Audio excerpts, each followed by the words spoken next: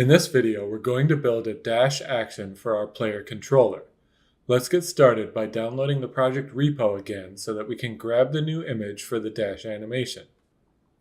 Because the repo is stored with Git's LFS format, we need to clone the repo to get the images rather than just downloading the zip file. Once we have the repo, we can open the folder where we cloned it and then go back to Unity in order to easily open up the resources folder for our project.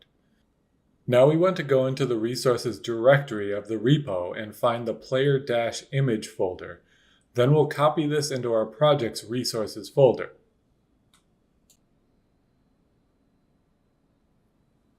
Then we can return the focus back to Unity and allow it to import the new image.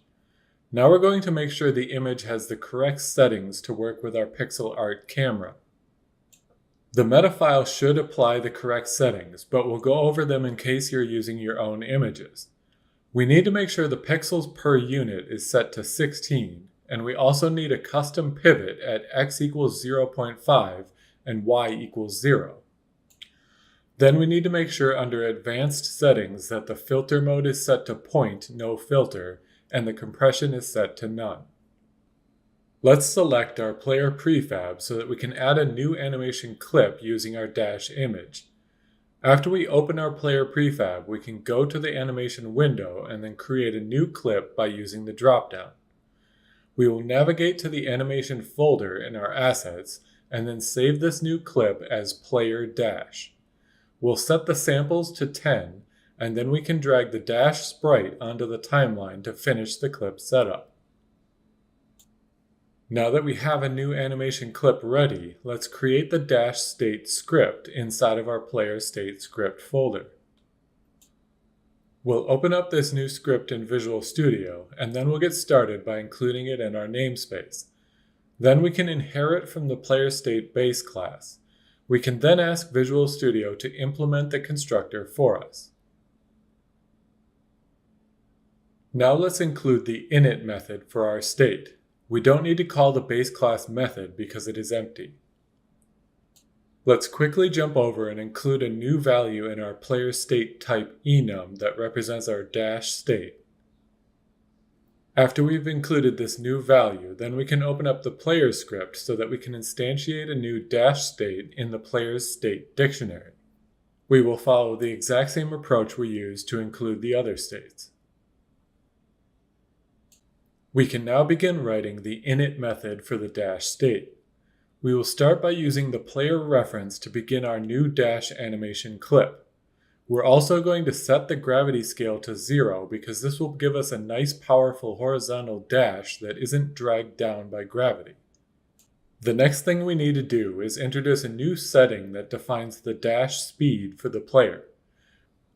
We can return to the dash state and apply this speed to the player when the dash state begins. The dash will work very similar to the jump action, but in a horizontal direction. We will apply a sudden change in velocity based on which direction the player is facing when they enter a dash input. We're also going to add in the player's current x velocity so that the dash adds to the speed they were already moving. This will ensure it always boosts the player forwards with the same sudden acceleration, regardless of whether the player was moving or not. Let's introduce the managed update method to check for when the player should exit the dash state. First, we'll call the update triggers method, and then we'll check to see if the player's x velocity has fallen back down to 40% of the dash speed. If this is true, then we'll set the player's state back to the move state. We also need to introduce the fixed update method so that we can apply smooth damping to make sure we are actually reducing the player's dash speed to ensure they will eventually hit the 40% marker and leave the dash state. We can copy the smooth damp function from the move state, and then we will set the target value to 0 exactly like we did with the duck state. This is pretty much all we need to do for the dash state script itself.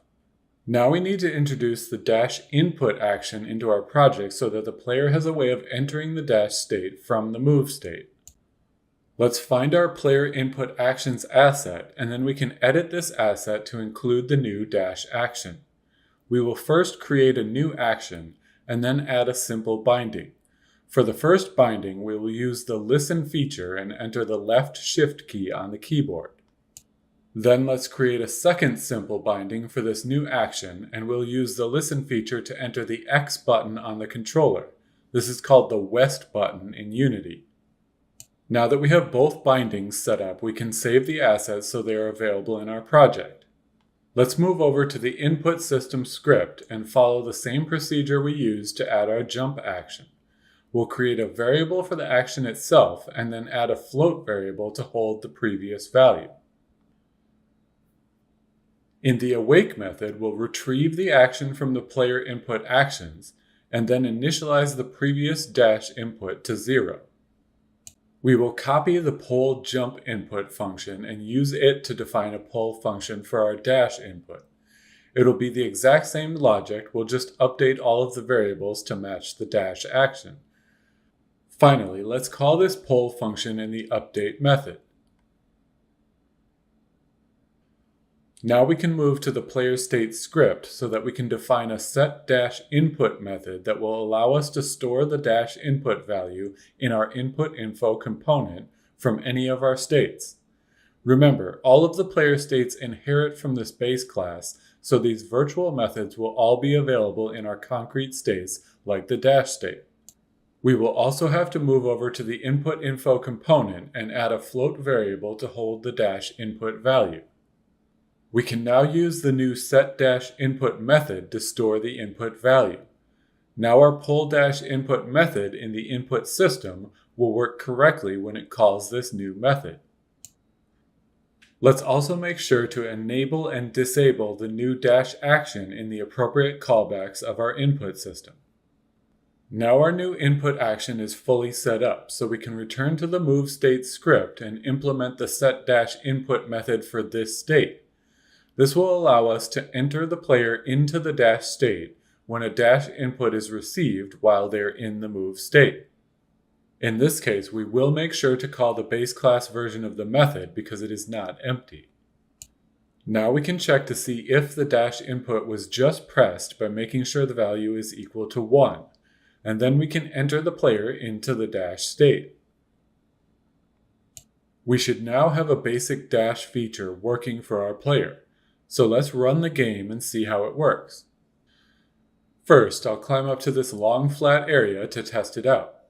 And then I can enter a dash input to see how the player reacts. So it looks like it's working, but the dash is pretty short. So let's open up the game settings scriptable object and increase the value to see if we can get a better looking dash. I'll set the value to 48, and I'm also going to change the ground and air smooth times to be the same value just to make testing out the dash feature easier, since we can dash on the ground and in the air. That's much better looking, and you should also be able to see now that the dash animation is playing for the duration of the dash. The way we've set it up, the player is allowed to dash while in the air. If you only want them to be able to dash on the ground, then you can simply check the ground trigger of the player before moving them into the dash state. Okay, so the basic functionality is in place, but let's add an effect to the player so that it enhances the sense of speed during the dash. Often a game will have some kind of trail that appears behind the player to emphasize the speed of the player while they're dashing. We're going to open up the player prefab and add a trail renderer component to achieve this kind of effect in a very simple way. We want this to be a very quick effect to really highlight the speed of the dash, so we're going to decrease the time the trail is on screen to 0.3 of a second. We're also going to reduce the opacity of the second part of the color gradient to make it look like the trail fades away as the player moves. We're going to use the default line material, which is just a basic white material, and I'll also turn off the lighting calculations for the trail renderer because we don't need them for our purposes. Finally, let's change the graph that determines the width of the trail during its duration. To test it out, let's simply have it smoothly move down to 0 width. Let's run the game again just to get a sense of what the trail looks like. As you can see, the trail starts at the player's feet with its full width and a solid white color, and then it decreases in width and fades away as it moves away from the player. Right now, the trail is always active, so we'll also have to make sure that it only turns on during our dash effect. Let's fine-tune the width graph a little more. We're going to start with the width at 0 right at the player's feet, and then we'll quickly increase it to around 0.4, then allow it to slowly decrease down to 0 again as it fades away. Now let's run the game again and see how this has affected the trail. You can see the trail has a smaller width overall, and it also begins at a single point from the player's feet before expanding. I'm going to go back and lower the time a bit more to 0.2 seconds, and I'll also turn off the emitting option. This will ensure that the trail is not always active. Now we'll need to make sure that our dash state activates the trail when it starts up, and then deactivates it again when the dash is over. To do this, we are going to introduce a trail renderer reference into the dash state itself, because the state should be able to handle the entire management of the trail. Since the dash state is not a Unity component, we will have to use the player reference to get the component. For this, we will use the constructor of one of our states for the first time, because we only want to grab this reference once at the beginning.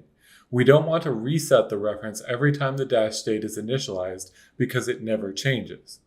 Now that we have access to the trail renderer, we can use it to turn on the emitting property whenever the state is initialized. And then we can also use it to turn off the emitting property whenever the player enters back into the move state. And that's all it takes. We can run the game again and test this out. We can see that the player starts out with no trail appearing behind them, and then if we start using the dash ability, the trail appears nicely behind the player just for the duration of the dash. That completes our new dash state. We're going to do one more thing in this video. There's a bug that occurs when the player is climbing a ladder.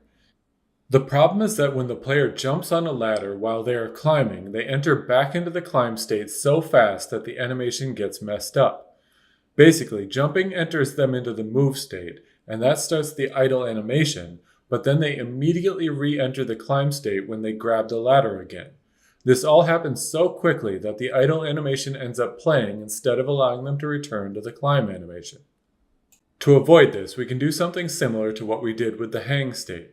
We will set up a timer that prevents the player from returning to the climb state until the timer has completed.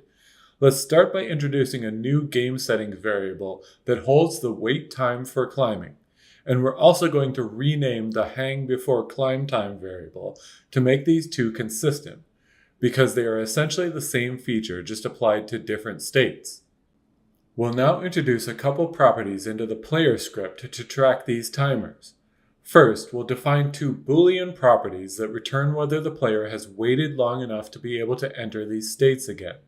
We'll call the first property canClimb and the second property canClimbLedge. We will also create two float variables to store the time at which the player is able to enter these states again.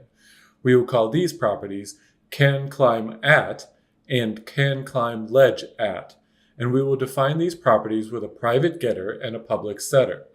This is because we want the player states to be able to set these timers, but we only need the player class itself to actually get these values.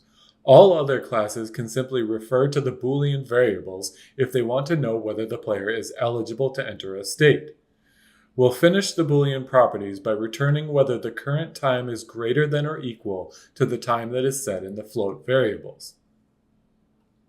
Now we're going to introduce a new technique because the player can exit the climb state in a number of different ways, so it would be a little messy to reset the timer at all of these different places in the code.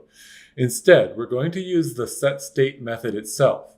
Whenever the player is setting a new state, we'll first check to see if they are exiting the climb state, and if they are, then we'll set the canClimbAt timer to the appropriate value. This will be the current time plus the amount of time we want to wait until they can climb again. Now our player's Boolean property should work correctly for the climb timer. We can go to the move state and then check this property before allowing the player to enter the climb state.